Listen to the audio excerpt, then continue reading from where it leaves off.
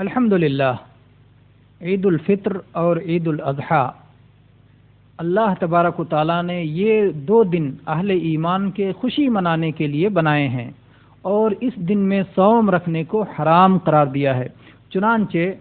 متفق علیہ حدیث ہے، ابو سعید خدری رضی اللہ عنہ سے مروی ہے کہ نبی کریم صلی اللہ علیہ وسلم نے فرمایا، انہاکم عن صیام یومین الفطر والاضحیٰ، میں تمہیں دو دن صوم رکھنے سے منع کرتا ہوں، ایک عید الفطر والے دن جو رمضان کے بعد کی عید ہے، اور ایک عید الاضحیٰ جو حج کے بعد کی عید ہے، عرفہ کے بعد کی عید ہے۔ تو ان دو دنوں میں صوم رکھنے سے اللہ کے نبی کریم صلی اللہ علیہ وسلم نے منع فرمایا ہے۔ یہی معاملہ ایام تشریق کا بھی ہے،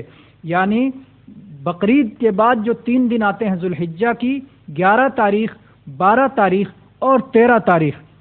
اس سلسلے میں صحیح مسلم میں نبیشہ الحذلی رضی اللہ عنہا سے مروی ہے کہ نبی کریم صلی اللہ علیہ وسلم نے ارشاد فرمایا، ایام التشریق ایام اکل و شرب و ذکر للہ تعالی، کہ ایام تشریق یہ کھانے کے دن ہیں، یہ پینے کے دن ہیں، یہ اللہ کی یاد کے دن ہیں، اس میں صوم رکھنا